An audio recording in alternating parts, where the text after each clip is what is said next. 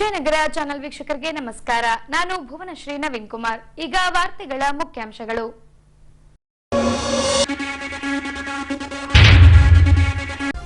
ಅಪೌಷ್ಟಿಕ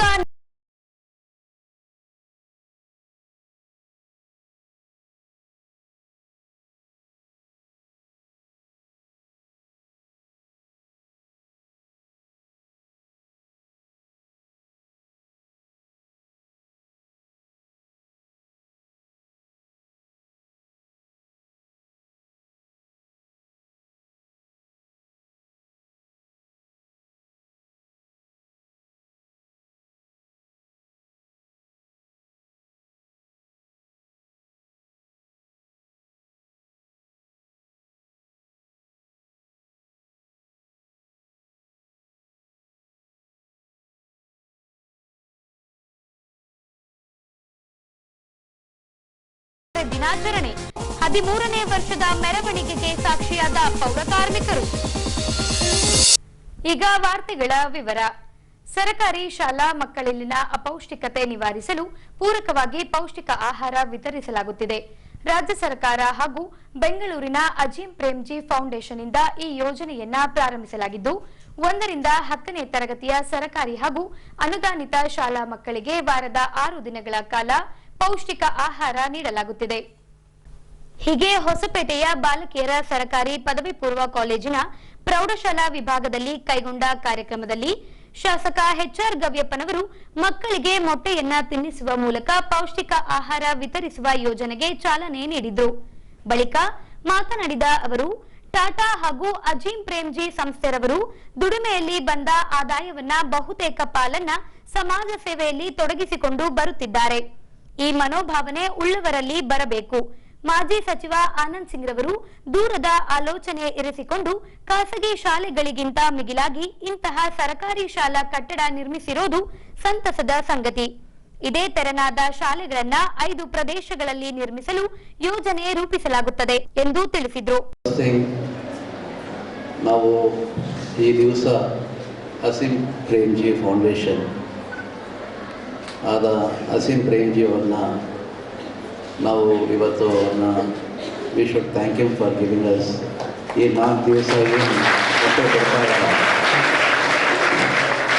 ಒಂದು ಟಾಟಾ ಗ್ರೂಪು ಮತ್ತು ಅಸೀಂ ಪ್ರೇಮ್ಜಿ ಫೌಂಡೇಶನ್ ಯಾವ ಜನರಿಗೋಸ್ಕರ ಅಂತ ಹೇಳಿದ್ರಿಗಿನ ಫಸ್ಟ್ ಅವ್ರಿಗೆ 2 ಕಂಪನಿಗಳು ಮುಂದೆ ಬಂದು ನಿಂತಿರ್ತಾರೆ. ಅವರ ಪ್ರಾಫಿಟ್ಸ್ ಎಲ್ಲ ಅವರ ಕಂಪನಿನಲ್ಲಿ ಏನೇನು ಪ್ರಾಫಿಟ್ಸ್ ಅರ್ನ್ ಮಾಡ್ತಾರೆ ಎಲ್ಲ ದಾನ ಮಾಡೋಕ್ಕೆ ಕೂತ್ಕೊಂಡಿರ್ತಾರೆ. ಆಗಲಿ ಅವ್ರ ಮನೆಗೆ ತೊಗೊಂಡು ಹೋಗ್ಲಿಕ್ಕೆ ಅವ್ರು ಯಾವತ್ತೂ ಆಲೋಚನೆ ಮಾಡೋದಿಲ್ಲ.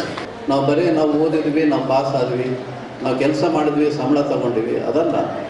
I have to achieve something ಅನ್ನೋದೊಂದು ಗುರಿ ಇಟ್ಕೊಂಡ್ರೆ we will grow in this life, we can give some service to the human kind. ಹಾಗಾಗಿ ದಯವಿಟ್ಟು, ಯಾಕಂದರೆ ಇವತ್ತು ಹೇಳ್ಬೇಕಂದ್ರೆಗಿನ ಇದು ಈ ಸ್ಕೂಲು, ಈ ಕಾಲೇಜು ಒಂದು ವಿಷನ್ ಇಟ್ಕೊಂಡು ನಮ್ಮ ಮಾಜಿ MLA ಆನಂದ್ ಸಿಂಗ್ ಅವರು, I am really thankful to him to give ಇಂಥ ಒಳ್ಳೆ ಇನ್ಫ್ರಾಸ್ಟ್ರಕ್ಚರ್ ಕೊಟ್ಟಿರೋದು. ಇವತ್ತು ನಮಗೆ ಇವತ್ತು ಈ ಇನ್ಸ್ಪಿರೇಷನ್ ನೋಡಿದ್ಮೇಲೆ ಇವತ್ತು ನಾನು ಅದೇ BEO ಕೇಳಿದೆ. ಲಾಸ್ಟ್ 1 ವಾರದಿಂದ we are also having discussion how to develop further infrastructure. ಹಾಗಾಗಿ ಇನ್ನು 4 ಸ್ಕೂಲು ಇಂಥವು ಕಟ್ಟೋಣ ಊರಿನಲ್ಲಿ, ಒಂದು 20,000 ಮಕ್ಕಳಿಗೆ ಒಳ್ಳೆ ಇನ್ಫ್ರಾಸ್ಟ್ರಕ್ಚರ್ ಕೊಡೋಣ. ಯಾಕಂದರೆ ಸರ್ಕಾರ ಕೊಡಲಿಕ್ಕೆ ರೆಡಿ ಐತಿ, ಮಕ್ಕಳು ಓದಲಿಕ್ಕೆ ತಯಾರಿದ್ರಿ. ನಿಮ್ಮಷ್ಟು ಚುರುಕಿರೋ ಮಕ್ಕಳು ಯಾವುದು ಪ್ರೈವೇಟ್ ಸ್ಕೂಲ್ನಲ್ಲಿ ಎಲ್ಲೇ ಇಲ್ಲ. ನೀವೇ ಚುರುಕಿರೋದು. We have our own visions. ನಮಗೇನಂದರೆ ಬ್ಯಾಕ್ಲಾಗು ನಮ್ಮ ಸರ್ಕಾರದಿಂದ, ಬಿಕಾಸ್ ವಿ ಹ್ಯಾವ್ ಇಡೀ ರಾಜ್ಯ ನೋಡ್ಕೋಬೇಕಾಗತ್ತೆ. ನೋಡ್ಕೋಬೇಕಂದ್ರೆ ಈಗಿನ 1 ಅಲ್ಲ 2 ಸ್ಕೂಲಲ್ಲ. ಒಂದು ಉದಾಹರಣೆಗೆ ನಮ್ಮ ಹೊಸಪೇಟೆ ಕ್ಷೇತ್ರದಲ್ಲಿ 117 ಸ್ಕೂಲ್ಸ್ ಇದೆ. ಕ್ಲಾಸ್ ರೂಮ್ಸ್ ಒಂದು 855 ಸರ್ 1038 ಕ್ಲಾಸ್ ರೂಮ್ಸ್ ಇದೆ. ಅವು ಮೇಂಟೆನೆನ್ಸ್ ಮಾಡಬೇಕು, ಅದನ್ನು ನೋಡ್ಕೊಂಡು ಹೋಗಬೇಕು, ಟೀಚರ್ಸ್ ಅದಕ್ಕೆ ಅರೇಂಜ್ಮೆಂಟ್ ಮಾಡಲಿಕ್ಕೆ ಈ ಕೊರತೆಯಿಂದನೇ ಸ್ವಲ್ಪ ನಮ್ಮ ಸರ್ಕಾರ ಹಿಂದೆ ಮುಂದೆ ಆಗ್ತಾ ಇದೆ. ಬಟ್ ನಾವು ಇಲ್ಲಿ ಸ್ಥಳೀಯ ಶಾಸಕರಾಗಲಿ, ನಮ್ಮಲ್ಲಿ ಲೀಡರ್ಸ್ ಆಗಲಿ, ನಮ್ಮ ಮೇನ್ ಇಂಪಾರ್ಟೆಂಟು ನಮ್ಮ ಆಫೀಸರ್ಸು, ಟೀಚರ್ಸು, ನೀವು ನಿಮ್ಗೆ ಸಪೋರ್ಟ್ ಕೊಟ್ಟರೆಗಿನ ಡೆಫಿನೆಟ್ಲಿ ವಿ ವಿಲ್ ಕಮ್. ನಾನು ಇನ್ನೊಂದು 1 month 2 months ಆದಮೇಲೆ I come to every school. I will come and ask ಎಲ್ಲ ಮಕ್ಕಳಿಗೆ ಕೇಳ್ತೀನಿ, ನಿಮ್ಗೆ ಏನೇನು ಕೊರತೆಗಳಿದೆ, ವಾಟ್ ಫೆಸಿಲಿಟೀಸ್ ಯು ವಾಂಟ್ ಅನ್ನೋದು. ಬಿಕಾಸ್ ಟುಡೇ ನನಗೆ ತಿಳಿದಂಗೆ ವಿ ಹ್ಯಾಡ್ ನಮ್ಮ ಪಾಸ್ ಪರ್ಸೆಂಟೇಜು SSLCದು 64 ಲಾಸ್ಟ್ ಇಯರ್ 64 ಇರೋದು, ಈ ವರ್ಷ 64 ಇದೆ. ಇವಾಗೇ ನೀವೆಲ್ಲ ಚೆನ್ನಾಗಿ ಮಾಡಬೇಕಾಗತ್ತೆ. ಅದಕ್ಕೆಲ್ಲ ಏನು ಸಪೋರ್ಟ್ ಕೊಡಬೇಕು ನಮ್ಮ ಸರ್ಕಾರ, ಅವರು ದೇ ಹ್ಯಾವ್ ಸ್ಟಾರ್ಟೆಡ್ ಇಂಗ್ಲೀಷ್ ಟೀಚರ್ಸ್ನೆಲ್ಲ ಕೊಡ್ತಾ ಇದ್ದಾರೆ. ಅದಕ್ಕೆ ಸಪೋರ್ಟ್ ಆಗಿ ಇಲ್ಲಿ ಸ್ವಲ್ಪ ಕಂಪನೀಸ್ BMM ಕಂಪನಿ ಅವರೊಂದು 40 ಸ್ಕೂಲ್ಸು ನಾವು ಟೀಚರ್ಸ್ಗೆ ಫೆಸಿಲಿಟೇಟ್ ಮಾಡ್ತೀವಿ ಸರ್ ಅಂತ ಹೇಳ್ಬಿಟ್ಟು ಅವರು ಮುಂದೆ ಬರ್ತಾ ಇದ್ದಾರೆ. ಹಾಗಾಗಿ ಮತ್ತೆ ಮೊನ್ನೆ we had a discussion with all these digital classes ಅದ್ರ ಬಗ್ಗೆ. So we want to provide digital facility at least in school ಒಂದು 2-3 ಕ್ಲಾಸ್ ರೂಮ್ಗೆ, that too from 1st standard to 7th standard ಸ್ಕೂಲ್ಸ್ಗೆ ಫೆಸಿಲಿಟೇಟ್ ಮಾಡೋಣ ಅಂತ ಹೇಳ್ಬಿಟ್ಟು. ಇಲ್ಲಿ ನಮಗೆ ಮಕ್ಕಳಿಗೆ 1st to 7th ತನಕ ಕೊಟ್ಟಿದ್ದೀವಿ ಅಂದ್ರೆ ಈಗ ಮುಂದೆ ನೀವು ಓದ್ಕೊಂತೀರಲ್ಲ, ಬೇಕಾಗತ್ತಾ ಮುಂದೆ ನಿಮಗೆ? ಕೇಳ್ತಾ ಇದ್ದಾನೆ, ಹೇಳ್ರಿ. ಇನ್ನು ಮಕ್ಕಳಲ್ಲಿನ ಅಪೌಷ್ಟಿಕತೆ ನಿವಾರಿಸಲು ರಾಜ್ಯ ಸರ್ಕಾರದಿಂದ ಇದೊಂದು ಉತ್ತಮ ಯೋಜನೆಯಾಗಿದೆ ಎಂದು ನಗರಸಭಾ ಉಪಾಧ್ಯಕ್ಷ ರಮೇಶ್ ಗುಪ್ತಾರವರು ಹರ್ಷ ವ್ಯಕ್ತಪಡಿಸಿದ್ರು. ಇವತ್ತು ಸರ್ಕಾರದ ಈ ಒಂದು ಯೋಜನೆ ತುಂಬಾ ಒಂದು ಒಳ್ಳೆ ಯೋಜನೆ ಆಗಿದೆ. Sound mind in healthy body, ಆರೋಗ್ಯಕರವಾದಂತಹ ದೇಹದಲ್ಲಿ ಮಾತ್ರ ಒಂದು ಉತ್ತಮವಾದ ಮನಸ್ಸಿನಕ್ಕೆ ಸಾಧ್ಯ. ಆ ಒಂದು ಆರೋಗ್ಯ ಅಭಿವೃದ್ಧಿ ಮಾಡೋದಕ್ಕೋಸ್ಕರ ಸರ್ಕಾರ ಒಂದು ಒಳ್ಳೆ ಯೋಜನೆ ತಂದಿದೆ. ಈ ಯೋಜನೆ ನೀವೆಲ್ಲರೂ ಮಕ್ಕಳು ಸದುಪಯೋಗ ಪಡಿಸ್ಕೋಬೇಕು. ಎಲ್ಲ ಸರ್ಕಾರಿ ಶಾಲೆ ಮಕ್ಕಳು ಬಹಳ ಚುರುಕಾಗಿರ್ತಾರೆ. ಯಾಕಂದ್ರೆ ನಾನು ಕೂಡ ಸರ್ಕಾರಿ ಶಾಲೆ ಓದಂತ ವ್ಯಕ್ತಿನೇ. ಸರ್ಕಾರಿ ಶಾಲೆ ಮಕ್ಕಳು ಅವ್ರ ವಿದ್ಯಾಭ್ಯಾಸ, ಅವ್ರ ಆಟ ಒಪ್ಪಟಗಳಲ್ಲಿ ಎಲ್ಲ ಸಮನಾಗಿ ಇರೋದ್ರಿಂದ ಅವರು ಬಹಳ ಚುರುಕಾಗಿರ್ತಾರೆ. ಇವತ್ತು ನೋಡ್ರಿ ಎಲ್ಲ ಟಾಪ್ IAS IPS ಆಫೀಸರ್ ಸರ್ಕಾರಿ ಶಾಲೆ ಮಕ್ಕಳು ಅಂತ ಹೇಳಕ್ ಇಷ್ಟಪಡ್ತೀನಿ. ಸೊ ನಿಮ್ಮಲ್ಲಿ ಯಾರ್ಯಾರು IAS IPS ಆಗ್ತಾರೋ ಗೊತ್ತಿಲ್ಲ. ಸೊ ಎಲ್ಲರೂ ಚೆನ್ನಾಗಿ ಓದಿ ಉತ್ತಮ ಎಜುಕೇಶನ್ ಪಡೆದು ಒಂದು ಮುಂದಿನ ಒಂದು ಗುರಿ ಸಾಧಿಸಬೇಕಂದ್ರೆ ಉತ್ತಮ ಆರೋಗ್ಯ ಬೇಕು. ಆ ಉತ್ತಮ ಆರೋಗ್ಯಕ್ಕೆ ಸರ್ಕಾರದಿಂದ ಪೌಷ್ಟಿಕಾಂಶ ಕೊರತೆ ಆಗೋದನ್ನು ಕೊಟ್ಟಿದ್ದಾರೆ. ಈ ಒಂದು ಕಾರ್ಯಕ್ರಮ ಸದುಪಯೋಗ ಪಡಿಸಬೇಕಂತೇಳಿ ಈ ಮೂಲಕ ಹೇಳಿ ನಾನು ಆಗ್ಬೇಕು ಮುಗಿಸ್ತಾ ಇದ್ದೀನಿ. ಜೈ ಹಿಂದ್. ಬಳಿಕ BEO ಚನ್ನಬಸಪ್ಪನವರು ಮಾತನಾಡಿ, ತಾಲೂಕಿನ 5-6 ಪ್ರದೇಶಗಳಲ್ಲಿ ಹೈಟೆಕ್ ಹಾಗೂ ಡಿಜಿಟಲೀಕರಣ ಹೊಂದಿದ ಶಾಲಾ ಕಟ್ಟಡಗಳನ್ನು ನಿರ್ಮಿಸಲು ಶಾಸಕರಿಂದ ಯೋಜನೆ ರೂಪಿಸಲಾಗಿದೆ ಎಂದು ತಿಳಿಸಿದರು. ಅಲ್ಲ, ಈ ವರ್ಷ SSLC ಏನಿದೆ, ನೀವು ಅತ್ಯುತ್ತಮವಾಗಿರ್ತಕ್ಕಂಥ ಫಲಿತಾಂಶವನ್ನು ತರಬೇಕು. ಈಗ ನಮ್ಮ ಶಾಸಕರ ಉದ್ದೇಶ ಏನಾಗಿದೆ ಅಂದ್ರೆ, ಈಗ ಇಂಥ ಒಂದು ಶಾಲೆ ಇದಲ್ಲ, ಈ ಶಾಲೆಯಂತೆಯೇ ಸುಮಾರು ಒಂದು 5 ಲೊಕೇಶನ್ಗಳನ್ನು ಗುರುತು ಮಾಡಿದ್ದಾರೆ. ಇಲ್ಲಿ ಡ್ಯಾಮ್ನಲ್ಲಿ ಒಂದು, ನಮ್ಮ ಚಿತ್ರವಾಡಿಗೆಯಲ್ಲಿ ಒಂದು, ವಿನೋಬ ಶಾಲೆಯಲ್ಲಿ ಒಂದು, ಆಮೇಲೆ ಸರ್ದಾರ್ ಪಟೇಲ್, ಅನಂತಶಯನ ಗುಡಿ ಮತ್ತು ಕಮಲಾಪುರ, ಹೀಗೆ ಒಂದು 5-6 ಲೊಕೇಶನ್ಗಳನ್ನು ಗುರುತು ಮಾಡಿದ್ದೇವೆ ಈಗಾಗಲೇ. ಆ ಪ್ರತಿ ಒಂದು ಆ ಜಾಗಗಳಲ್ಲಿ ನಾವು ಹೈಟೆಕ್ ಆಗಿರ್ತಕ್ಕಂಥ ಮತ್ತು ಡಿಜಿಟಲೀಕರಣ ಹೊಂದಿರತಕ್ಕಂಥ ಶಾಲೆಗಳನ್ನು ಅವರು ಪ್ರಾರಂಭ ಮಾಡಬೇಕು, ಆ ಕಾಮಗಾರಿಗಳನ್ನು ಪ್ರಾರಂಭ ಮಾಡಬೇಕಿರುವಂಥ ವಿಷನ್ ಅನ್ನು ಇಟ್ಕೊಂಡಿದ್ದಾರೆ. ಸನ್ಮಾನ್ಯ ಶಾಸಕರು, ನಾವು ಪ್ರತಿದಿನ ನಾವು ಈ ಒಂದು ಶಿಕ್ಷಣ ಇಲಾಖೆಯಲ್ಲೇ ನಾವು ಕೆಲಸ ಮಾಡ್ತಾ ಇದ್ರು ಸಹಿತ ನಮಗಿಂತ 10 ಪಟ್ಟು ಯೋಚನೆ ಮಾಡಿ ನಮ್ಮ ಶಿಕ್ಷಣ ಇಲಾಖೆಗೆ ಏನು ಬೇಕೆನ್ನುವಂತಹ ಒಂದು ವಿಷನ್ ಇಟ್ಕೊಂಡಿದ್ರಲ್ಲ, ಅವ್ರಿಗೆ ಈ ಸಂದರ್ಭದಲ್ಲಿ ನಾನು ಅವರ ವಿಷನ್ಗೆ ಮತ್ತು ಅವರ ತೀಕ್ಷ್ಣ ಈ ಸಂದರ್ಭದಲ್ಲಿ ಅತ್ಯಂತ ಅನುಕೂಲವಾಗಿರ್ತಕ್ಕಂಥ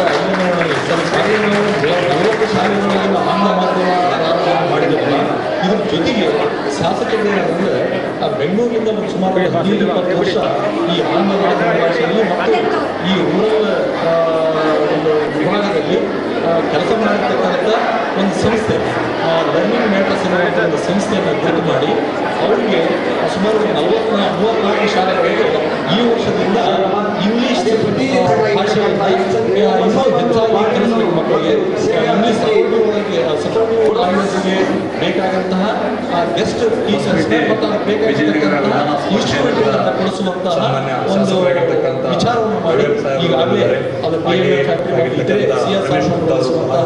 ಕಂಪನಿಗಳ ಜೊತೆಗೆ ಕೊಲಾಬರೇಷನ್ ಮಾಡಿಕೊಂಡು ಈ ವರ್ಷ 1ರಿಂದ 5ನೇ ತರಗತಿಗೆ ಸುಮಾರು 34 ಶಾಲೆಗಳಿಗೆ ವಿಶೇಷ ಶಿಕ್ಷಕರ ನೇಮಕ ಮಾಡುವಂತಹ ಒಂದು ಯೋಜನೆ ಹಾಕೊಂಡಿದ್ದಾರೆ.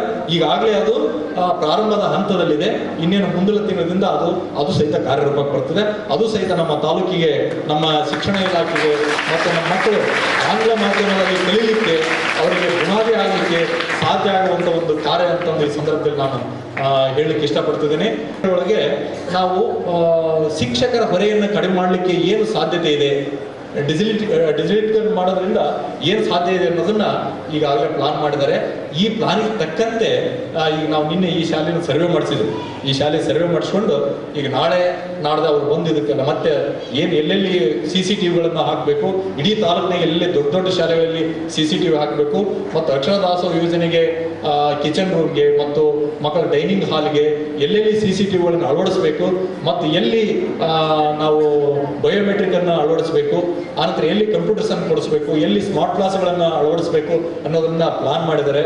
ಅದೆಲ್ಲವೂ ಪ್ಲಾನ್ ಇನ್ನೊಂದು 2-3 ತಿಂಗಳಲ್ಲಿ ಎಕ್ಸಿಕ್ಯೂಟ್ ಆಗ್ಬೋದು ಎನ್ನುವಂತಹ ಅಂಶವನ್ನು ಸಹಿತ ಈ ಸಂದರ್ಭದಲ್ಲಿ ನಿಮ್ಮೆಲ್ಲರಿಗೂ ಹೇಳ್ತಾ, ಮಾನ್ಯ ಶಾಸಕರಿಗೆ ಕೆಲಸಗಳ ಒತ್ತಡಗಳು ಸಾಕಷ್ಟು ಇದ್ರೂ ಸಹಿತ ನಮ್ಮ ಜೊತೆಗೆ ನಿಮ್ಮ ಈ ಮಕ್ಕಳ ಜೊತೆಗೆ ಸಮಯವನ್ನು ಹಂಚಿಕೊಂಡಿದ್ದರಿಂದ ಅವರಿಗೆ ನಾನು ಮತ್ತೊಮ್ಮೆ ಅಭಿನಂದನೆ ಸಲ್ಲಿಸ್ತೇನೆ. ಹಾಗೆ ನಗರದ ಬಾಲಕಿಯರ ಸರ್ಕಾರಿ ಪದವಿ ಪೂರ್ವ ಕಾಲೇಜಿನಲ್ಲಿ ಕನ್ನಡ ವಿಷಯಾಧಾರಿತ ಪುನಶ್ಚೇತನ ತರಬೇತಿ ಕಾರ್ಯಾಗಾರವನ್ನು ಕೈಗೊಳ್ಳಲಾಗಿತ್ತು. ಹೀಗೆ ಸರ್ಕಾರಿ ಅನುದಾನಿತ ಹಾಗೂ ಅನುದಾನರಹಿತ ಪದವಿ ಪೂರ್ವ ಕಾಲೇಜುಗಳ ಉಪನ್ಯಾಸಕರಿಗಾಗಿ ಈ ಕಾರ್ಯಾಗಾರವನ್ನು ಕೈಗೊಳ್ಳಲಾಗಿತ್ತು. ಹೀಗೆ ಕರ್ನಾಟಕ ರಾಜ್ಯ ಶಾಲಾ ಶಿಕ್ಷಣ ಇಲಾಖೆ ಹಾಗೂ ವಿಜಯನಗರ ಜಿಲ್ಲಾ ಕನ್ನಡ ವೇದಿಕೆಯಿಂದ ಹಮ್ಮಿಕೊಂಡ ಕಾರ್ಯಾಗಾರವನ್ನು ಸಸಿಗೆ ನೀರೆರೆಯುವ ಮೂಲಕ ಚಾಲನೆ ನೀಡಲಾಯಿತು. ಬಳಿಕ ಪ್ರಾಧ್ಯಾಪಕ ದಯಾನಂದ್ ಕಿನ್ನಾಳ್ ರವರು ಮಾತನಾಡಿ, ಪರಿಣಾಮಕಾರಿ ಬೋಧನೆ ಮಾಡುವ ಹಿನ್ನೆಲೆಯಲ್ಲಿ ಸಂಪನ್ಮೂಲ ವ್ಯಕ್ತಿಗಳಿಂದ ಕಾರ್ಯಾಗಾರವನ್ನ ನಡೆಸುವ ಮೂಲಕ ಪ್ರಾಧ್ಯಾಪಕರನ್ನ ಪುನಶ್ಚೇತನಗೊಳಿಸುವುದೇ ಕಾರ್ಯಾಗಾರದ ಮುಖ್ಯ ಉದ್ದೇಶವಾಗಿದೆ ಎಂದರು. ಇದು ಇಲಾಖೆಯ ನಿಯಮಾನುಸಾರ ನಾವು ಇಂಥ ತರಬೇತಿ ಕಾರ್ಯಕ್ರಮಗಳನ್ನು ಮಾಡಲೇಬೇಕಾಗಿದೆ. ಯಾಕಂತ ಹೇಳಿದ್ರೆ ಈ ಸಾರಿ ನಮ್ಮ ಪ್ರಶ್ನೆ ಪತ್ರಿಕೆಯಲ್ಲಿ ಮತ್ತು ನೀಲನಕ್ಷೆಯಲ್ಲಿ ಸ್ವಲ್ಪ ಬದಲಾವಣೆ ಆಗಿದೆ. ಅದನ್ನು ನಾವು ಮುಖ್ಯವಾಗಿ ಗಮನ ಹರಿಸಬೇಕಾಗಿದೆ. ಪರಿಣಾಮಕಾರಿಯಾಗಿ ಬೋಧನಾ ಕ್ರಮ ಹೇಗಿರಬೇಕು ಅನ್ನುವಂಥದ್ದು. ನಾವೆಲ್ಲರೂ ಮೇಷ್ಟ್ರು, ನಾವೆಲ್ಲ ಲೆಕ್ಚರ್ಗಳು, ಶಿಕ್ಷಕರು ಪಾಠ ಮಾಡ್ತೇವೆ. ಆದರೂ ಕೂಡ ಒಂದಿಷ್ಟು ಏನಾದರೂ ಅಂಶಗಳನ್ನು ಮತ್ತೆ ಧನಾತ್ಮಕವಾಗಿ ಸೇರಿಸ್ಕೊಳ್ಬೇಕಾಗತಕ್ಕಂಥ ಅಗತ್ಯತೆ ಇರ್ತದೆ. ಆ ಕಾರಣಕ್ಕೋಸ್ಕರ ಸಂಪನ್ಮೂಲ ವ್ಯಕ್ತಿಗಳನ್ನು ಕರೆಸಿ ನಮ್ಮನ್ನು ಮತ್ತಷ್ಟು ಪುನಶ್ಚೇತನಗೊಳಿಸಬೇಕು, ನಮ್ಮನ್ನು ಮತ್ತೆ ಎಚ್ಚರಗೊಳಿಸಬೇಕು ಅಂತಕ್ಕಂಥ ಹಿನ್ನೆಲೆಯೊಳಗೆ ಇಂಥ ಕಾರ್ಯಕ್ರಮವನ್ನು ಹಾಕೊಳ್ತಕ್ಕಂಥದ್ದು ಎಲ್ಲರಿಗೂ ತಿಳಿದಿರತಕ್ಕಂಥ ವಿಷಯವಾಗಿದೆ. ಇವತ್ತು ಪ್ರಶ್ನೆ ಪತ್ರಿಕೆ ಬಹುಶಃ ಎಲ್ಲರೂ ಗಮನಿಸಿದ್ದೀವಿ. ಈಗಾಗಲೇ ಇಲಾಖೆ 1, 2, 3 ಪ್ರಶ್ನೆ ಪತ್ರಿಕೆಗಳನ್ನು ಬಿಟ್ಟಿದೆ, ನೀಲಿ ನಕ್ಷೆಗಳನ್ನು ಕೂಡ ಬಿಟ್ಟಿದೆ. ಆ ಪ್ರಶ್ನೆ ಪತ್ರಿಕೆಯಲ್ಲಿ ಯಾಕಂದ್ರೆ ಮುಂದೆ ಮಾತಾಡ್ತಿರ್ಬೇಕಾದಾಗ ನಮ್ಮ JM ಅವರು ಮತ್ತು ನಮ್ಮ ಮುಳಪ್ಪ ಅವರು ಮಾತಾಡ್ತಾರೆ ಆ ವಿಷಯದ ಕುರಿತು.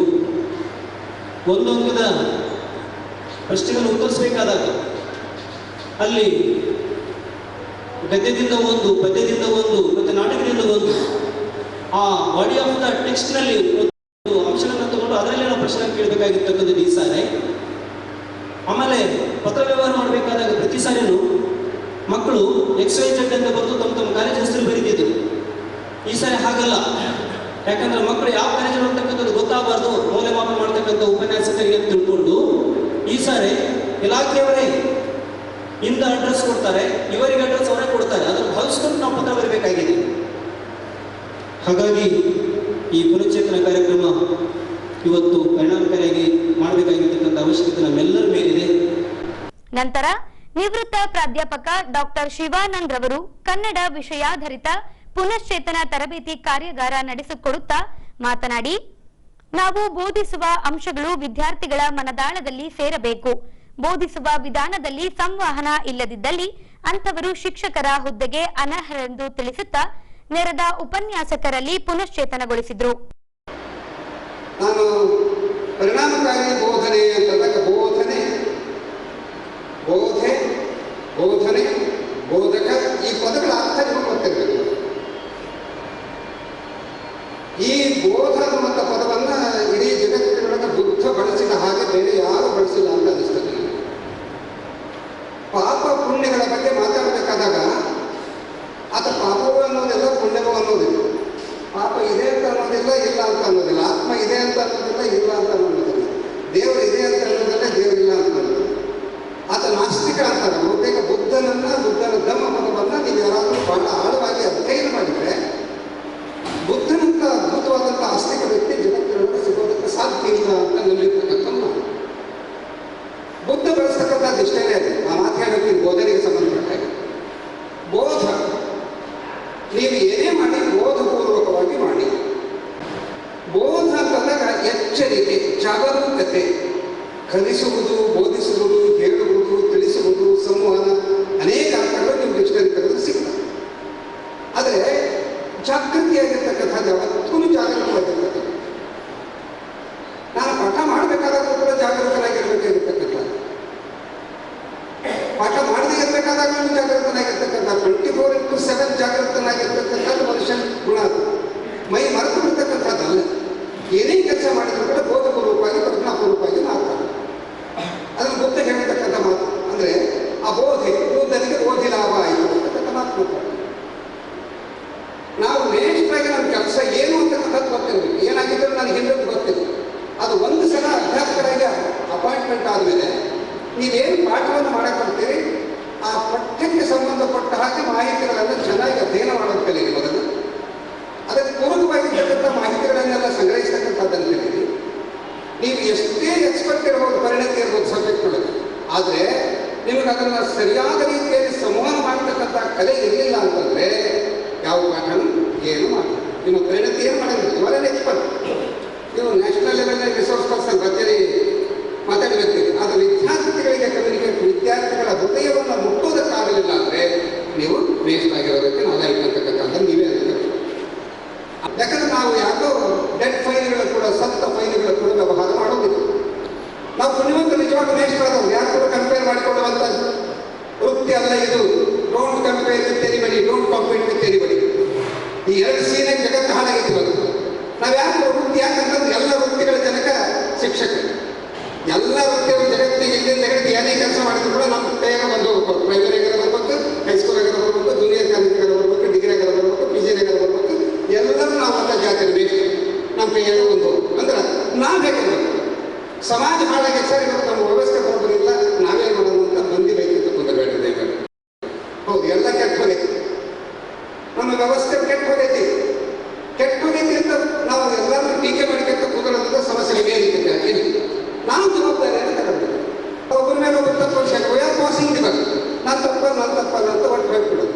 ಈ ಪೊಲೀಸ್ ಸ್ಟೇಷನಿಗೆ ಹೆಣ ಬಂದ್ರೆ ಕೆನಾಲಿಗೆ ನಮಗೆ ಹೊಸಪೇಟೆಗೆ ಏನು ಮಾಡ್ತಾರೆ ಅಂತ ನಿರ್ಧಾರಿಸ್ಬಿಡ್ತಾರೆ. ಆ ಬಾಂಡ್ರಿಗೆ ಹೆಚ್ಚು ಕಡೆ ಹಾಕಿಬಿಟ್ಟು ಆ ಪೊಲೀಸ್ ಇರ್ತಾರೆ. ಈಗ ನಮ್ದು ಹೇಗಾಗಿದೆ, ನಾವು ಹಿಂಗೆ ಹೆಣ ಪಾಸ್ ಮಾಡ್ಕೊಂತ ಹೊಂಟಿಲ್ಲ. ಹೆಣ ಪಾಸ್ ಮಾಡ್ಕೊಂತ ಹೊಂಟಿವಿ ನಾವು. ನೀವು ಹೆಣ ಪಾಸ್ ಮಾಡ್ಕೊಂತ ಪಾಸ್ ಮಾಡೋದು ಮಾಡ್ತಾ ಈಗ ನಿಮ್ಗೆ ಅಲ್ಲಿ ನಾವು ಪಾಸ್ ಮಾಡಿದ್ರೆ ನಾವು ಹೇಗಾರು ಮಾಡಿ ಪರೀಕ್ಷೆ ಮಾಡಬೇಕು. 3 ಪರೀಕ್ಷೆ ಮಾಡಿದ್ರು ಫೇಲ್ ಆಗ್ತಾವೆ. ಮತ್ತೆ ಅದನ್ನ ಹೇಗಾರು ತಪ್ಪಿರ್ತಾರೆ ಅವ್ರು, ನಾವು ಹೇಗಾರು ತಪ್ಪಿರ್ತೀವಿ. ಇಷ್ಟ ಆಗಿದೆ ಇದಲ್ಲ. ನಾವು ಜೀವಂತ ವ್ಯಕ್ತಿಗಳು ಕೂಡ ಮಾತಾಡ್ತೀವಿ ಅಂತಂದಾಗ ಒಂದು ಮಾತು ನಾನು ಬಸವಣ್ಣನವರ ವಚನದಿಂದ ಪ್ರಾರಂಭ ಮಾಡ್ತೀನಿ. ಬಹಳ ಅದ್ಭುತವಾದಂಥ ವಚನ.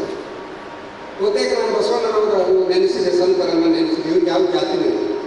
ಬಹುತೇಕ ನೀವು ಯಾರಾದರೂ ಆಳವಾಗಿ ವಚನ ಸಾಹಿತ್ಯವನ್ನು, ಬುದ್ಧನನ್ನು, ಅಂಬೇಡ್ಕರ್ನನ್ನು ಓದಿದ್ರೆ ನೀವು ಎಲ್ಲ ಜಾತಿ ಮತ್ತು ಪಂಚಕೃತಿ ಕಾಣ ಯಾರಿಗಿಲ್ಲ. ಅದು ಬರಿವಂತಿಕೆ ಇಟ್ಕೊಂಡಿದೆ ಅಷ್ಟೇ.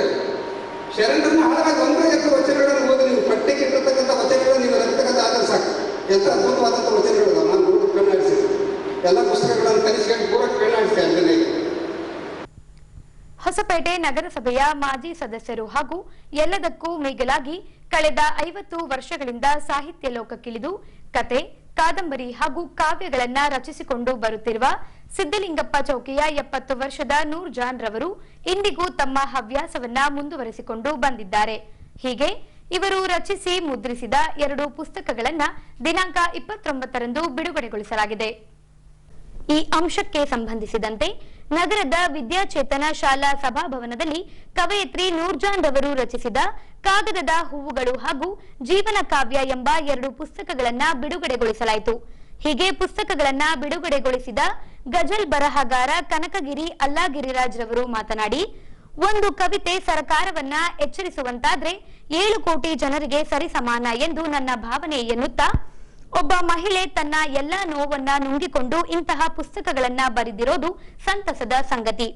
ಈ ಪುಸ್ತಕಗಳ ಕುರಿತು ಕವಿಗಳಿಲ್ಲದೆ ಚರ್ಚೆಯಾಗಬೇಕು. ಆಗ ಮಾತ್ರ ಕವಿ ಬರೆದ ಕೃತಿ ಸದಾ ಜೀವಂತವಾಗಿರಲು ಸಾಧ್ಯವಾಗಲಿದೆ ಎಂದರು. ಏನಾದರೂ ಸರ್ಕಾರದ ವಿರುದ್ಧವಾಗಿ ಕವಿತೆ ಬರೆದ್ರೆ ತಕ್ಷಣವೇ ನಾವು ಜೈಲಿಗೆ ಹೋಗಬೇಕಾಗಿತ್ತು. ಅಂದ್ರೆ ಒಂದು ಕವಿತೆಯ ಸರ್ಕಾರವನ್ನು ಎತ್ತಿಸ್ತದೆ ಅಂತ ಅರ್ಥ ಆಗಲ್ಲ. ಈ ಇವತ್ತು 6 ಕೋಟಿ 7 ಕೋಟಿ ಕನ್ನಡಿಗರಲ್ಲಿ ಒಬ್ಬ ನೂರ್ಜಾ ಬೇಗಂ ಅನ್ನೋ ಒಂದು ಕವಿತೆ ಈ ಸರ್ಕಾರಕ್ಕೆ ತಟ್ಟತೈತೆ ಅಂತಂದ್ರೆ ಆ ಕವಿತೆಗಿರೋ ತಾಕತ್ತು 7 ಕೋಟಿ ಜನರಿಗೆ ಒಂದೇ ಸರಿ ಸಮಾನ ಅಂತ ಕೇಳ್ತಿದ್ದಾನೆ. ಇವತ್ತು ಏನಾಗ್ತಿದೆ, ಇವತ್ತು ಬುಕ್ಕದ ರೂಪದಲ್ಲಿ ತರಬೇಕಾದ್ರೆ ಕಷ್ಟಪಡ್ತಾ ಇದ್ದೀವಿ. ಎಲ್ಲಿ ನನಗೆ ಈ ಕವಿತೆ ಏನಾಗುತ್ತೆ ಅನ್ನಲ್ಲ. ಆದ್ರೆ ಇವತ್ತು ಕೂಡ ವಿಮರ್ಶಕರಲ್ಲಿ ಕೂಡ ಜಾತಿಯನ್ನ ಧರ್ಮವನ್ನ ಆ ವ್ಯಕ್ತಿಯ ಜಾತಿಯನ್ನ ಧರ್ಮವನ್ನು ನೋಡ್ಕೊಂಡು ವಿಮರ್ಶೆ ಮಾಡುವಂತ ಕಾಲಘಟ್ಟ ಇದು. ಯಾವ ಪತ್ರಿಕೆಯಲ್ಲಿ ಮುಕ್ತವಾಗಿ ನೈಜವಾಗಿ ವಿಮರ್ಶೆ ಮಾಡುವಂತ ಬರಹಗಾರರು ಯಾವ ಪತ್ರಿಕೆ ಇಲ್ಲ. ಕನ್ನಡ ಕಾವ್ಯ ಪರಂಪರೆ ಹೆಂಗಾಗಿದೆ ಅಂತಂದ್ರೆ ದೀಪಾವಳಿ ಸಂಚಿಕೆಗೆ ಕವಿಗಳದಾರ, ಯುಗಾದಿ ಸಂಚಿಕೆಗೆ ಮಾತ್ರ ಕವಿಗಳದಾರ. ಆದ್ರೆ ನಾವು ಮನುಷ್ಯರ ಪರವಾಗಿ ನಿತ್ಯ ಕವಿತೆ ಬರೀತೀವಲ್ಲ ಅವ್ರು ಯಾರು ಪರಿಚಯ ಆಗೋದಿಲ್ಲ. ಆದ್ರೆ ಅವರನ್ನು ಮೀರಿ ಒಬ್ಬ ಮಹಿಳೆ ತನ್ನ ನೋವನ್ನ ತನ್ನ ಮನೆಯ ಸಾವನ್ನ ಇಷ್ಟು ವಿಶೇಷವಾಗಿ ಜೀವನ ಕಾವ್ಯ ಅಂತ ಆ ಕವಿತೆ ನಾನು ಓದಿದ್ದೀನಿ, ವಸ್ತು ಕವಿತೆ ಓದಿದ್ದೀನಿ. ತಪ್ಪನ್ನ ಕವಿ ಬಹಳ ಪ್ರೀತಿಯಿಂದ ಬರ್ಕೊಳ್ಳುವಂತ ಕಾಲ ಬಂದಿದ್ವಿ. ತನ್ನ ತಪ್ಪನ್ನು ಬರ್ಬೇಕು. ಇವತ್ತು ತನ್ನ ತಪ್ಪು ಮುಚ್ಚಿಕೊಂಡು ಸಮಾಜದ ತಪ್ಪುಗಳ ಬಗ್ಗೆ ಚರ್ಚೆ ಬೇಕಾಗಿಲ್ಲ. ಹಾಗಾಗಿ ಇವತ್ತಿನ 2 ಪುಸ್ತಕಗಳಲ್ಲಿ ಈ 2 ಪುಸ್ತಕಗಳನ್ನ ಈ ಭಾಗದ ನಮ್ಮ ಕಲ್ಯಾಣ ಕರ್ನಾಟಕದ ಅನೇಕ ಹಿರಿಯ ಬರಹಗಾರರು ಮುಕ್ತವಾಗಿ ಅದನ್ನ ಓದಿ ಮುಕ್ತವಾಗಿ ವಿಮರ್ಶೆ ಮಾಡಬೇಕು. ಈ ಬರೀ ಬಿಡುಗಡೆ ಮಾಡೋದಲ್ಲ, ಇದ್ರ ಬಗ್ಗೆ ಬೇರೆ ಕಡೆ ಚರ್ಚೆ ಆಗ್ಬೇಕಿದು. ಕವಿ ತನ್ನ ಊರಲ್ಲಿ ಮಾತ್ರ 30-100 ಜನ ಕರ್ಕೊಂಡು ಬಿಡುಗಡೆ ಮಾಡಿ ಮಾರ್ಚ್ಬಿಡ್ತಾರೆ ಮತ್ತೆ ಕವಿ. ಆದ್ರೆ ಇಡೀ ಕಲ್ಯಾಣ ಕರ್ನಾಟಕದಲ್ಲಿ ಈ ಪುಸ್ತಕಗಳ ಬಗ್ಗೆ ಬೇರೆ ಬೇರೆ ಜಿಲ್ಲೆಯಲ್ಲಿ ಕವಿ ಇಲ್ಲದೇ ಚರ್ಚೆ ಆಗ್ಬೇಕು. ಯಾವತ್ತು ಕವಿ ಇಲ್ಲದಾಗ ಆ ಪುಸ್ತಕಗಳ ಬಗ್ಗೆ ಚರ್ಚೆ ಆಗುತ್ತೋ ಆ ಕವಿ ಜೀವಂತ ಇಲ್ಲಿ ಬರೆದಿರುವಂತ ಕವಿತೆಗಳು ನಾವು ಕಾಡುವ ಕವಿತೆ ಬರೆದಿಲ್ಲ ಅಂತಂದ್ರೆ ಹಾಡುವ ಕವಿತೆನೂ ಬರೆಯಕ್ಕಾಗಿಲ್ಲ. ನಾವು ಜನರಿಗೆ ಕಾಡುವ ಕವಿತೆ ಕೊಡಬೇಕಾಗಿತ್ತು. ಯಾವತ್ತು ನಾವು ಕಾಡ್ತೀವೋ ಅವತ್ತು ನಮ್ಮೊಳಗಿನ ಕವಿತೆ ಹಾಡಾಗಿಸ್ಕೊಡ್ತೇವೆ. ಬೇಗಂ ಅವರಿಗೆ ಮತ್ತೊಮ್ಮೆ ಬೇಡಿಕೊಳ್ಳುತ್ತೇನೆ, ಈ ಕವಿತೆಗಳನ್ನ ಯಾರಾದರೂ ಉರ್ದು ಬಲ್ಲವರಾಗಿದ್ದರೆ ಅನುವಾದ ಮಾಡಿಸಿ. ಕನ್ನಡದ ಕಾವ್ಯ ಬೇರೆ ಭಾಷೆಗೆ ಇವತ್ತು ಹೋಗೇ ಇಲ್ಲ, ಕಡಿಮೆ. ಯಾಕಂದ್ರೆ ನಾವು ನಮ್ಮೊಳಗೆ ಕಚ್ಚಾಡ್ತಿದ್ದೀವಿ. ಹಾಗಾಗಿ ನಮ್ಮೊಳಗೆ ನಾವು ಕಚ್ಚಾಡಿ ಕಲ್ಯಾಣ ಕರ್ನಾಟಕವನ್ನ ಬರೀ ಹೆಸರಿಗೆ ಕಲ್ಯಾಣ ಮಾಡ್ಕೊಂಡು ಉಳಿಸಿದ್ದಲ್ಲ, ಬೇರೆ ಮಾಡ್ಕೊಂಡ್ಬಿಟ್ಟಿದ್ದೇವೆ. ಹಾಗಾಗಿ ದಯವಿಟ್ಟು ಈ ಭಾಗದ ಮನೆಯಲ್ಲಿ ಕೂತ್ಕೊಂಡಿರುವಂತ ಮಹಿಳೆಯರೆಲ್ಲರೂ ಹೋರಾಟದಲ್ಲಿ ಬಂದಿರುವಂತ ಕವಿತೆ ಕಟ್ಟಿಕೊಂಡಿರುವಂತ ನೂರ್ಜಾ ಬೇಗಂ ಅವರನ್ನ ಬೇರೆ ಭಾಷೆಯಲ್ಲಿ ಓದಬೇಕಂತ ಸಂದರ್ಭಗಳು ಬರಬೇಕಾಗಿತ್ತು. ಹಾಗಾಗಿ ಈ ಕೆಲಸವನ್ನ ಈ ಅಕಾಡೆಮಿಗಳು ಇಂಥ ಮಹಿಳೆಯರ ಸಾಹಿತ್ಯವನ್ನ, ಇಂಥ ಅಕ್ಕ ತಂಗಿಯರ ಸಾಹಿತ್ಯವನ್ನ, ಇಲ್ಲಿ ನೋವಿನ ಸಂಗತಿ ಇದೆ, ಮುಟ್ಟಿನ ಬಗ್ಗೆ ಬರ್ದಾರ ಅವರು.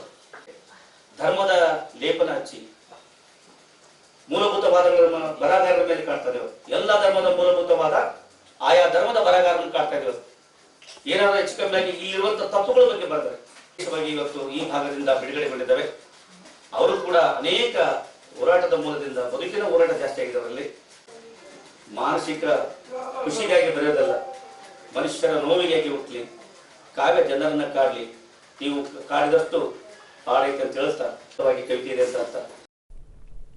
ಬಳಿಕ ಶಿಕ್ಷಕಿ ಹಾಗೂ ಗಜಲ್ ಕವಿಗಳಾದ ಅರುಣಾ ನರೇಂದ್ರ ಅವರು ಮಾತನಾಡಿ, ಬುರ್ಕಾ ಧರಿಸಿ ಮನೆಯೊಳಗೆ ಇರಬೇಕಿದ್ದ ನೂರ್ಜಾನ್ ಎಂಬ ಮುಸ್ಲಿಂ ಕವಯಿತ್ರಿ ಎಲ್ಲವನ್ನ ಮೆಟ್ಟಿ ನಿಂತು ಸಾಹಿತ್ಯ ಕ್ಷೇತ್ರದಲ್ಲಿ ತನ್ನ ಚಾಪು ಮೂಡಿಸುತ್ತಿರೋದು ಇದೊಂದು ಸಾಧನೆಯೇ ಸರಿ ಎಂದು ಹರ್ಷ ವ್ಯಕ್ತಪಡಿಸಿದ್ರು. ಅವರು 20 ವಸಂತಗಳಲ್ಲಿ ಕೂಡ 70 ವಸಂತಗಳಲ್ಲೂ ಕೂಡ ಅತ್ಯಂತ ಕ್ರಿಯಾಶೀಲರಾಗಿ ಬರೀ ಅವರನ್ನ ನೋಡಿದ ತಕ್ಷಣನೇ ಅನ್ಸುತ್ತೆ ಎಷ್ಟು ಆದರ್ಶದಂತೆ ಅವರು ನಡೆದಾಡ್ತಾರೆ, ಕೆಲಸಗಳನ್ನ ಮಾಡ್ತಾರೆ. ಮತ್ತೆ ಬೇರೆಯವರ ಜೊತೆಗೆ ಅವ್ರು ಹಿರಿಯರಾಗಿದ್ರು ಕೂಡ ನಮ್ಮಂತ ಕಿರಿಯರ ಜೊತೆಗೆ ಎಷ್ಟೊಂದು ಪ್ರೀತಿಯಿಂದ ಮತ್ತೆ ಯಾವುದೇ ಹಮ್ಮು ಗಿಮ್ಮು ಇಲ್ಲದಂತೆ ಎಲ್ಲರನ್ನ ಒಳಗೊಳ್ತಕ್ಕಂತಹ ಒಂದು ಗುಣ ಸ್ವಭಾವ ಅವ್ರದ್ದು ಎಲ್ಲರಿಗೂ ಕೂಡ ಇಷ್ಟ ಆಗಿರ್ತಕ್ಕಂತ ಒಂದು ಸ್ವಭಾವ ಅವ್ರದ್ದು. ಇಂತಹ ನೂರ್ಜಹಾನ್ ಮೇಡಮ್ ಅವರು ತಾವು ನೋವುಗಳನ್ನ ಅನುಭವಿಸಿ ಒಬ್ಬ ಮಹಿಳೆಯಾಗಿ 50ರ ದಶಕದ ಕಾಲಘಟ್ಟದ ಹಿಂದೆ ಅವರು ಬರೆದಿರ್ತಕ್ಕಂಥ ಹಲವಾರು ಕವಿತೆಗಳು ಆಗಿರ್ಬೋದು, ಕತೆ ಆಗಿರ್ಬೋದು, ಕಾದಂಬರಿ ಆಗಿರ್ಬೋದು, ಅಂತಹ ಸಂದರ್ಭದಲ್ಲಿ ಅಂತಹ ಕಾಲಘಟ್ಟದಲ್ಲಿ ಮಹಿಳೆ, ಅದು ಮುಸ್ಲಿಂ ಮಹಿಳೆ, ಪರ್ದಾದಲ್ಲಿ ಇರ್ತಕ್ಕಂಥ ಮಹಿಳೆ, ಅಂತಹ ಒಬ್ಬ ಮಹಿಳೆ ಹೊಸ್ತಿಲನ್ನ ದಾಟಿ ಬರೋದೇ ಒಂದು ಅಪರೂಪ, ಕಷ್ಟಕರವಾಗಿರ್ತಕ್ಕಂತಹ ದಿನಮಾನಗಳಲ್ಲಿ ಅವರು ಇಂತಹ ಒಂದು ಸಾಹಿತ್ಯಿಕವಾಗಿರ್ತಕ್ಕಂತಹ ಕ್ಷೇತ್ರಕ್ಕೆ ಧುಮುಕಿ ತಮ್ಮ ಅನುಭವಗಳನ್ನ, ತನಗೆ ನೋವಾಯ್ತು, ಸಂಕಟ ಆಯ್ತು, ನನ್ಗೆ ಇಷ್ಟೆಲ್ಲ ಕಷ್ಟ ನಷ್ಟಗಳು ಆದವು ಅಂತ ಹೇಳಿ ಅಳ್ತಾ ಮನೆಯಲ್ಲಿ ಕೂಡ್ಲಿಲ್ಲ. ಅವ್ರು ಮೂಲಿ ಹಿಡಿಲಿಲ್ಲ, ನೆಲ ಹಿಡಿಲಿಲ್ಲ. ಹಂಗಾಗಿತ್ತು ಅಂತಂದ್ರೆ ಅವ್ರು ಯಾವತ್ತೂ ಇಲ್ಲಿ ನಮ್ಮ ಜೊತೆಗೆ ಇರ್ತಿದ್ದಿಲ್ಲನೋ ಅಂತ ನಂಗೆ ಅನ್ಸುತ್ತೆ. ಅಂತಹ ಕಷ್ಟ ನಷ್ಟಗಳನ್ನ ಅನುಭವಿಸಿ ಏನ್ ಮಾಡಿದ್ರು ಅಂತಂದ್ರೆ ಹೊರಗ್ ಬಂದ್ರು, ಅವನ್ನೆಲ್ಲ ಕಿತ್ತಿ ಬಿಸಾಕಿ ದಿಟ್ಟ ತಂದಿಲ್ಲ. ಅದು ಒಂದು ಧೈರ್ಯ ಅವ್ರನ್ನ ಮೆಚ್ಕೋಬೇಕು. ಅವರ ಒಂದು ಮಾನಸಿಕ ಒಂದು ಸ್ಥೈರ್ಯವನ್ನ ನಾವು ಇವತ್ತು ಮೆಚ್ಕೋಬೇಕು. ಅಂತಹ ನೋವುಗಳಲ್ಲೂ ಕೂಡ ಅವರು ಬೆಂಕಿಯಲ್ಲಿ ಬೆಂದು ಬಾಣಲೆಗೆ ಬಿದ್ದು ಮತ್ತೆ ಹೂವಾಗಿ ಅರಳಿದ್ರಲ್ಲ, ಇಂತಹ ಒಂದು ಕೃತಿಗಳನ್ನ ನಮಗೆ ತಂದುಕೊಟ್ರಲ್ಲ, ಅವರನ್ನ ನಾವು ಇವತ್ತು ಅಭಿನಂದಿಸಲೇಬೇಕು. ಅವರು ಬರೀ ಸಾಹಿತ್ಯಿಕವಾಗಿ ಅವರು ಸಾಧನೆ ಮಾಡಿದ್ರು. ಅದಾನ್ ಮೇಡಮ್ ಅವರ ಜೀವನ ಕಾವ್ಯ ಕೃತಿ, ಈ ಒಂದು ಕೃತಿ 101 ಕವಿತೆಗಳನ್ನ ಒಳಗೊಂಡಿರ್ತಕ್ಕಂಥದ್ದು. ಬಹಳಷ್ಟು ಪುಸ್ತಕನೂ ಕೂಡ ಭಾರವಾಗಿ ಇದೆ. ಅವರ ಎದೆ ಭಾರವಾದ ಉಸಿರಿನಿಂದ ಬರೆದಿರ್ತಕ್ಕಂತಹ ಕವಿತೆಗಳು. ಒಂದೊಂದ್ಸಲ ಹಾಗೆ ಅನ್ಸುತ್ತೆ, ಒಂದೊಂದ್ಸಲ ಎಲ್ಲವನ್ನು ತೆಗೆದೊಗೆದು ಬಹಳಷ್ಟು ನಿರಾಳವಾಗಿ ಬರೆದಿದ್ದಾರೆ ಅಂತನೂ ಕೂಡ ಅನ್ಸುತ್ತೆ. ಇಲ್ಲಿಯ ಜೀವನ ಕಾವ್ಯ, ಈ ಕೃತಿಯ ಬಗ್ಗೆ ಹೇಳ್ಬೇಕಂತಂದ್ರೆ ಜೀವನವೇ ಒಂದು ಕಾವ್ಯ. ಈ ಜೀವನದಲ್ಲಿ ಹಲವಾರು ನೋವುಗಳು, ಸಂಕಟಗಳು, ಸಂತೋಷ, ನಲಿವು, ಎಲ್ಲ ಸಂಭ್ರಮ ಎಲ್ಲ ಇದೆ.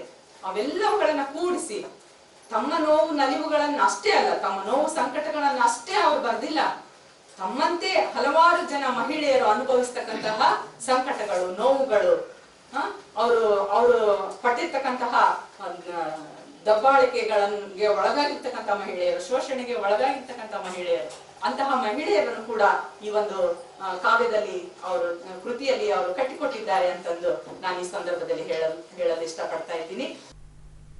ಹೊಸಪೇಟೆ ನಗರಸಭಾ ಕಾರ್ಯಾಲಯದಿಂದ ದಿನಾಂಕ 30ರಂದು 13ನೇ ವರ್ಷದ ಪೌರ ಕಾರ್ಮಿಕರ ದಿನಾಚರಣೆ ಕೈಗೊಳ್ಳಲಾಗಿತ್ತು. ಈ ಭಾಗವಾಗಿ ಜಿಲ್ಲಾಧಿಕಾರಿ ಎಂಎಸ್ ದಿವಾಕರ್ ಅವರು ಸಂವಿಧಾನ ಶಿಲ್ಪಿ ಡಾಕ್ಟರ್ ಬಿಆರ್ ಅಂಬೇಡ್ಕರ್ ಅವರ ಪುತ್ಥಳಿಗೆ ಮಾಲಾರ್ಪಣೆಗೈದು ಚಾಲನೆ ನೀಡಿದರು.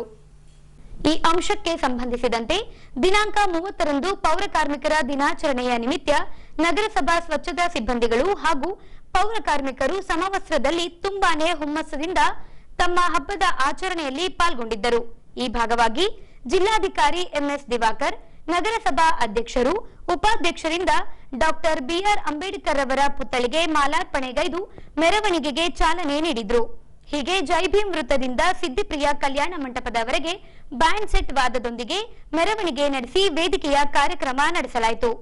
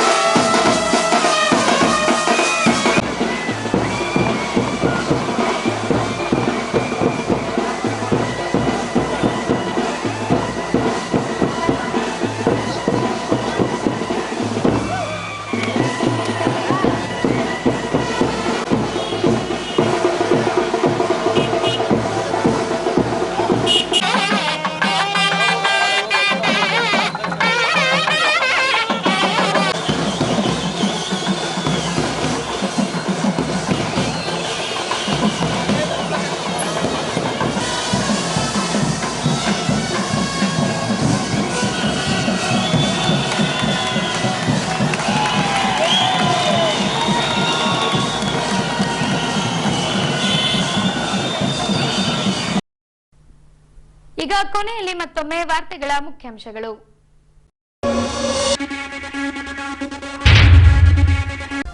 ಅಪೌಷ್ಟಿಕ ನಿವಾರಣೆ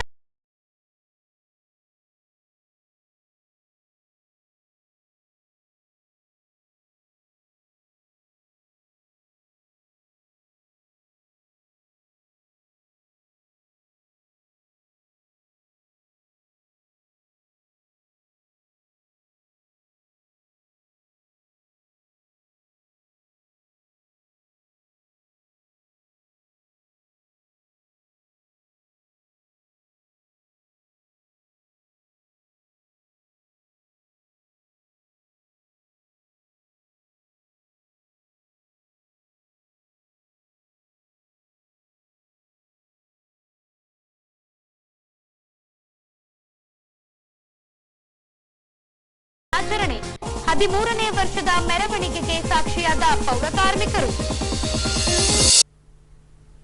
ಇಲ್ಲಿಗೆ ವಾರ್ತಾ ಪ್ರಸಾರ ಮುಕ್ತಾಯವಾಯಿತು. ನೈಜ ಸುದ್ದಿಗಳಿಗಾಗಿ ನೋಡ್ತಾ ಇರಿ ವಿಜಯನಗರ ಸುದ್ದಿವಾಹಿನಿ. ನಮಸ್ಕಾರ.